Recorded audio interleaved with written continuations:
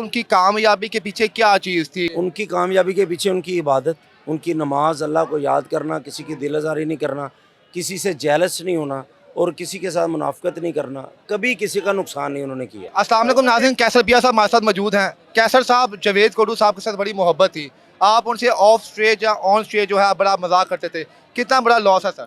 Loss तो बहुत बड़ा है जी, हमारी ज़िंदगी में ज़्यादा लॉस है। देखिए काम चलते रहते हैं, काम होते रहते हैं। वो थिएटर अब ज़्यादा कर भी नहीं रहे थे, बीमार थे, लेकिन हिम्मत वाले इंसान थे। हमने उनसे हिम्मत सीखी है, उनसे मेहनत करना सीखी है कि अगर बंदा माजूर भी हो, बंदे की टांगें भी ख़राब हों, टूटी हुई हों, फिर भी अपने बच्चों का रिज़्क़ हलाल तरीके से कैसे कमाना। सर 45 साल तजर्बा था उनका, आप तो जूनियर थे उनके। आप जब आए तो आप जो उन्हें इज्जत देते थे, रुतबा वो किस किस्म का था? वो क्या आपको?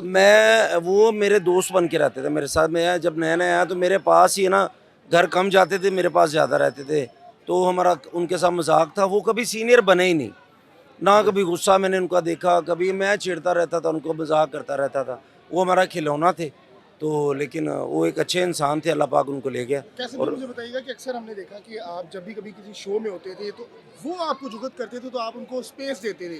क्या ये अदब का मुकाम था या आपको बात नहीं आती थी? क्या कह रहा ये ज़्यादा अदब का मुकाम ही होता है कि जैसे कोई बड़ा के आ जाता था हमारे शोज़ में, जैसे आए भी हैं टेलीविज़न, ये वो इधर उधर सारा, तो वो इंसान ही ऐसे थे, उनसे कोई जीतना चाहता ही नहीं था। कैसर भाई ये बताएं कि वो उनकी कामयाबी के पीछे क्या चीज़ थी? सुना है कि जनाब वो बड़े मोमिन इंसान थे, बड़े नरम दिल थे, रो पड़ते थे किसी की तकलीफ देख के। उनकी कामयाबी के पीछे उनकी इबादत, उनकी नमाज, अल्लाह को याद करना, किसी की दिल आज़ारी नहीं करना, किसी से जेलस नहीं होना और किसी के साथ मुनाफिकत नहीं करना। कभी किसी का नुकसान नहीं उन्होंने किया। कैसर भाई, उनके बेटे के हवाले से बताइएगा, उनके बेटों की आप क्या समझते हैं, कैसी तरबियत उन्होंने की है? उनके बेटों की तरबियत ये है कि उन्होंने लास्ट टाइम तक अपने वालिद की खिदमत की है और कभी किसी फनकार को फ़ोन नहीं किया कि हमारी मदद कर दें, हमने बाप की मेडिसिन लेनी है, बला बला बला, ये वो सारा।